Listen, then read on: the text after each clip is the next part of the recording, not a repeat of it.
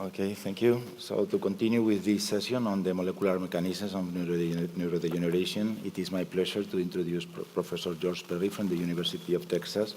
He has done seminal contributions on the role of that oxidative stress plays on the survival of neurons in the various neurodegenerative diseases, and also on the role of oxidative stress on the aggregation of neurotoxic proteins, and specifically on Alzheimer's disease. That is going to be the topic of his talk today. Welcome, thank you.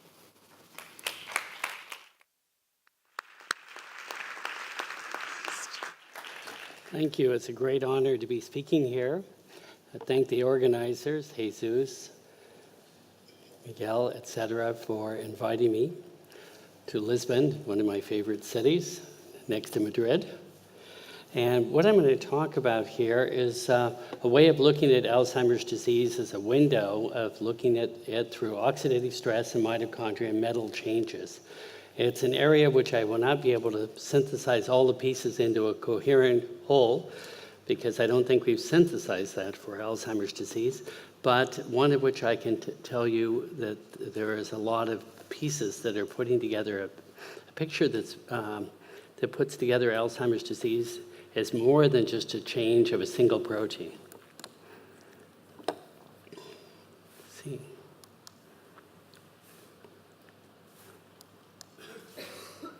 Supposed to change when I push? Okay. So I give the credits in the beginning rather than the end. This work that I'm going to present is a collaboration with many locations, including investigators in Spain and Portugal, as well as Case Western and the University of Texas.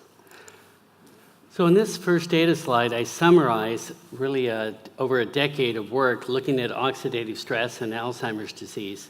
When we initially started looking at oxidative stress, we thought that most of the changes would be in plaques and tangles and long-lived polymers within the cell. And as we started to do more studies, we found that in fact that wasn't the case.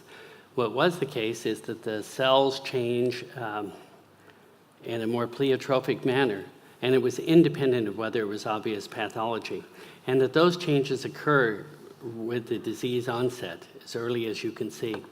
So we found changes in sugars, which is glycation, protein oxidation, lipid peroxidation, and nucleic acid oxidation. Every one of them was present, and they were present in this timeline that really we were not able to look at directly because most of these studies were done in humans, but we were able to find them that a normal neuron only exists in the students in the audience. Anyone who's a professor already has some changes in their brain, and with Alzheimer's disease, we could find oxidative changes in every neuron of the same category, and these persisted in different formats even after the death of the neuron.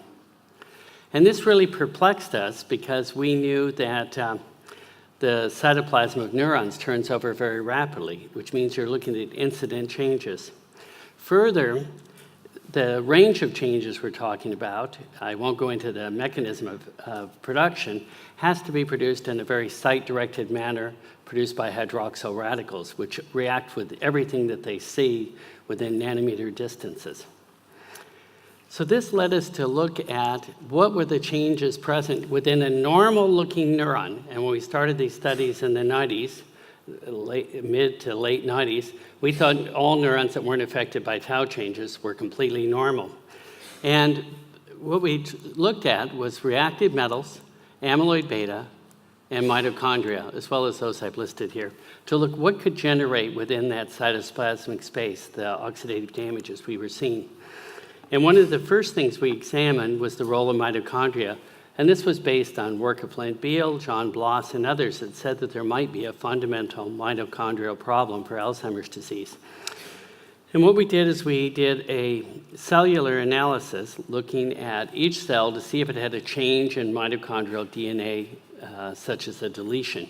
And what we found was even more spectacular in a sense. We found there was a massive increase in Alzheimer's disease versus age-matched controls in mitochondrial DNA. In fact, it was about a 3 to 4-fold increase. When we looked at protein of mitochondria, cytochrome oxidase immunoreactivity, we similarly found a substantial increase, about 2 to 3-fold. Yet when we looked at the activity of cytochrome oxidase, if anything, we found a slight decrease.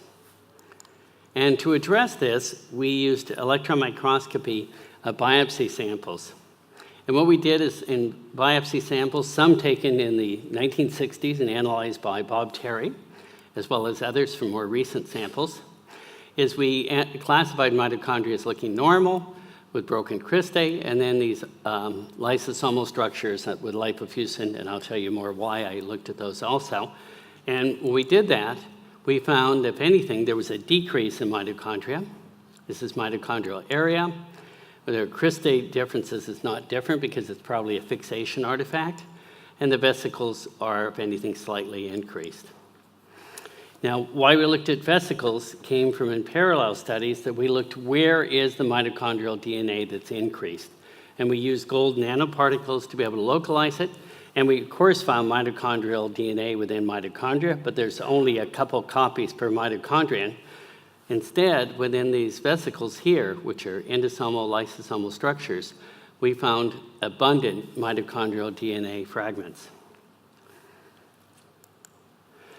So to understand how there could be this mitochondrial mix, mitochondrial garbage within cells, both proteins and DNA, we wanted to understand more about mitochondrial dynamics. And mitochondrial dynamics, at least when I learned it in graduate school, was governed by this. Mitochondria get transported, made in the cell body, and get transported up microtubules or down microtubules by retrograde and antegrade transport. But there's been a more recent focus on fusion-fission so that cells could have one mitochondria because they're all fused together, or 1,000 mitochondria and still have the same amount of mitochondrial proteins. So to examine the first one, in a study we did with Jesus Avila, we actually looked in the biopsy samples, we looked at the mitochondrial density and looked how microtubules were organized. So neurons that contain paired helical filaments, such as this one, also contain microtubules because they can coexist.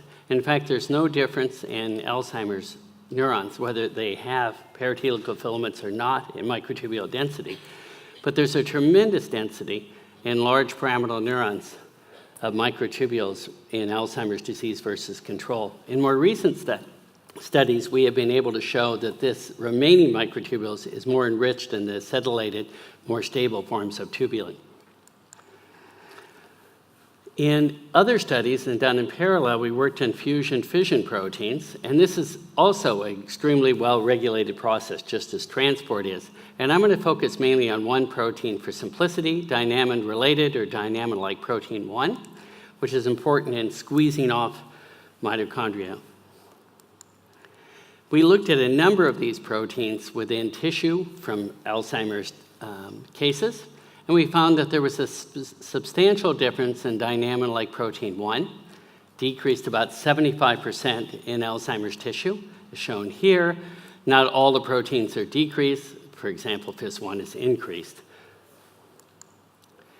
And we also had the benefit of being able to look at fibroblast cells taken from patients with Alzheimer's disease. And the big advantage of those is we can manipulate them. And we had known that they had oxidative abnormalities and mitochondrial abnormalities from prior studies. But when we looked at them more carefully, using vital dyes like MitoRed, we found that some of the cells had this clumping of mitochondria in the paranuclear space, much like we showed earlier for the Alzheimer's tissue. And dynamin-like 1 protein follows it.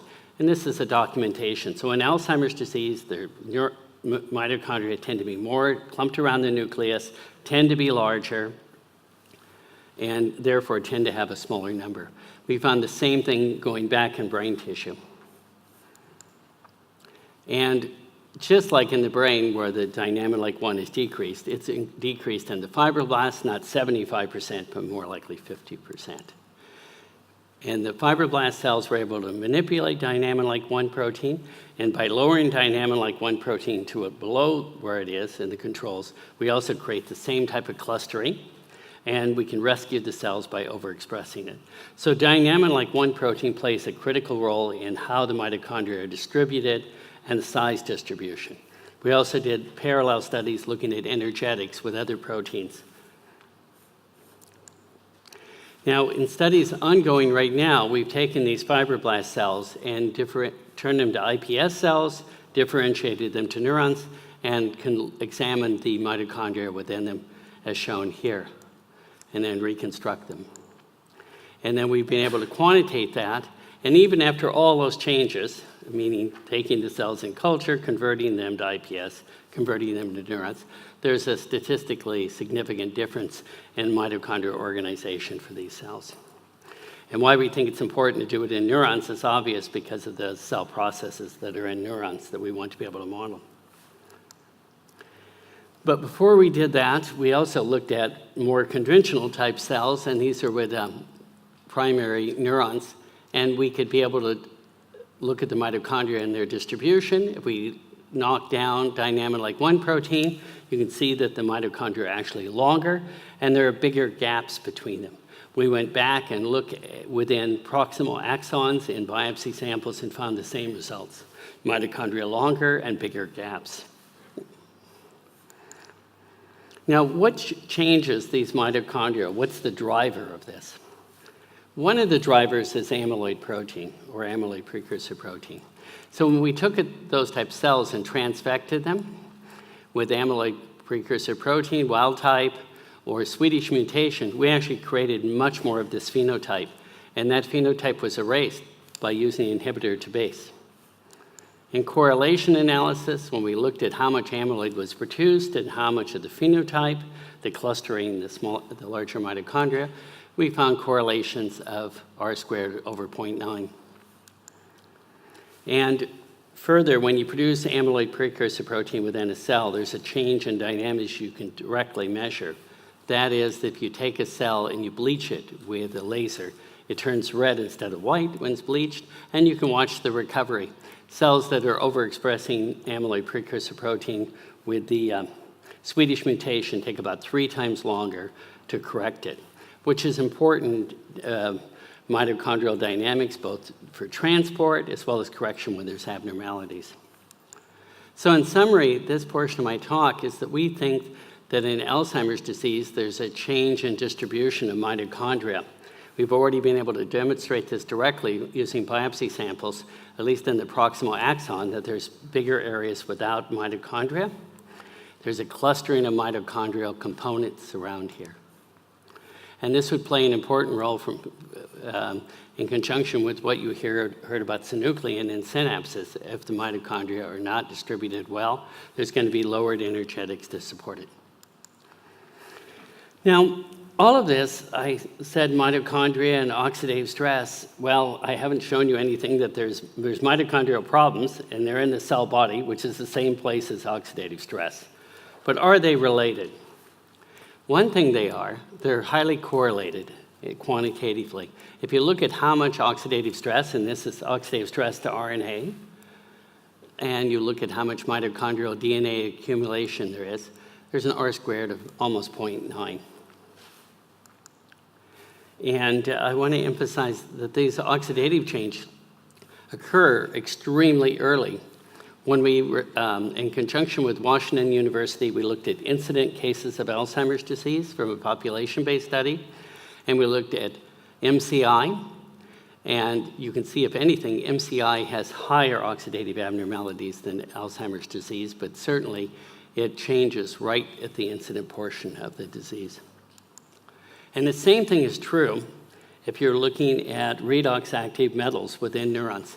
Pictures are not easy to see and analyze because they're right in early phase of Alzheimer's disease, but this is the analysis of single cells that we see changes in iron and copper levels, redox-active copper levels, right here at the same time, because that's another element. In order to produce hydroxyl radical, you need to have free metals. It isn't just having metals, it's that they are able to accept and donate electrons. So that piece summarizing our theory for during Alzheimer's disease, what we think is the case is that mitochondria get turned over within the cell body, maybe because of poor turnover or because they're not transported well, such as we've shown with Jesus that there's lowered numbers of microtubules. In fact, there's a reduction by about 75%. And at this leads to reduced production of iron and copper, both within the cytosol. And this would be a mechanism that would produce the oxidation in that compartment. The other thing that's happened over the last couple of years is realization of new forms of cell death. Because one of the things that's not clear is how do neurons die in Parkinson's disease or Alzheimer's. It's clear that they die, but they don't die by classic apoptosis. Well, one of the things that's been described is a process called ferroptosis. And what I've described, accumulation of redox active metals, mitochondrial abnormalities, ROS, those are all the foundations of reactive ferroptosis. And we've been looking at cell models, in this case with neuroblastoma. Later on, we'll do it with the iPS cells, is in which you take cells and you treat them to deplete glutathione, and you see this vacuolation, much again like we saw in Alzheimer's disease. How does this fit with amyloid and tau changes? I'm mostly going to talk about the amyloid changes. So if amyloid or amyloid precursor protein are really critical in causing mitochondrial problems, are they the ones generating all the problem? Is this part of the amyloid cascade? Well, in cases of Down syndrome, as I'm showing here, you can see that this is a young person with Down syndrome. They have a few plaques in the brain marked with this brown. And if you look at somebody who's middle-aged, 31 is middle-aged for somebody with Down syndrome, or somebody of advanced age, 61, you see plaques. What's really apparent is that there's no staining of the neurons for oxidative abnormalities in the advanced case. And this is the quantitative analysis of that. Oxidative stress actually occurs a decade before amyloid changes. And if anything, there's a statistically significant with an R² over 0.9 decrease in oxidative stress with amyloid deposition. Of course, this is just correlation. We again looked at the correlation in sporadic Alzheimer's disease, and we found the same inverse relationship. In other words, more amyloid burden is marked by less oxidative damage. You can see here that amyloid occurs in normal individuals at the same level. And just as was the case for Down syndrome, the duration of disease, which is marked by increased amyloid, is marked by also decreased oxidation. Now, why would that happen? This is just a correlation at this point, but there's a potential mechanism. If you look at isolated plaque cores, which you can easily isolate by centrifugation and cell sorting, you can look at them with Raman spectroscopy, and these small peaks denote metal binding sites within the proteins. Both histidine and histidines are binding zinc and binding copper, but not binding iron. And that binding of copper has an ability to remove copper's ability to catalyze redox chemistry. Copper is more redox active than iron and is an important catalyzer. And as you remember from your biochemistry classes when you took it in high school or college, the mitochondrial enzymes contain copper and iron. So when they turn over, you're releasing those metals. Okay, so it can act directly there. This led us to look, how are these metals organized within the plaque? We knew that there was iron, although we couldn't find it biochemically, and we knew that there was copper, and we knew it was bound to a protein, presumably amyloid beta. So we looked at isolated plaques, these are thin sections, and we looked at them without uranium or osmium or any of those heavy metal stains. And when you do that, you have very poor contrast, and you see these little white dots. Those are electron dense from their own electron density. And then we looked at those little particles and found that they were pure magnetite crystals of about 10 nanometers in diameter. So this is the crystal structure, and this is with atomic resolution microscope. And we also showed that the particles have magnetic properties. When you get to this size, magnetism can sometimes disappear. It's right at the transition for that size. So it was critical to demonstrate that they had a property called superparamagnetism. And another technique we're using right now to understand how the metals are organized within plaques and tangles is imaging mass spectrometry, which I don't have pictures to show you about how metals are organized, but this is using this technique within the hippocampus to localize various amyloid beta fragments. So my last slide is summarizing this. What if, in fact, the amyloid beta and possibly tau are protective responses that are playing a critical role in tying up metals so that they don't cause redox chemistry to occur in an uncontrolled manner? And this has tremendous therapeutic implications, and it's why we've argued for over 20 years that the vaccine or amyloid removal approach will not be successful. It doesn't mean that there won't be success with modulating amyloid. Modulation may be to even increase it or to change what compartment it's in. So in sum, the work I present demonstrate that oxidative damage is an early feature of Alzheimer's disease. It actually starts pre-symptomatically. Most individuals over the age of 40 show some degree of it, and then it really maximizes during the MCI and then subsides during the course of the disease.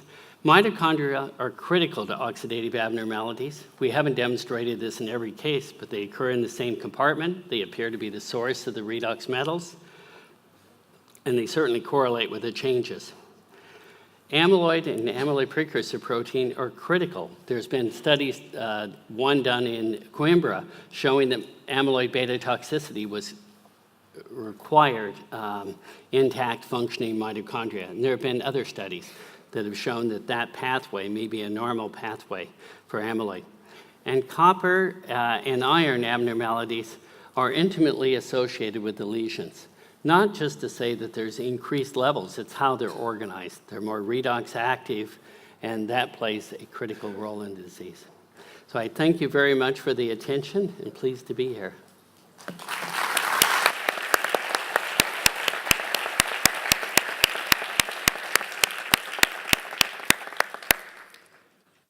Any questions?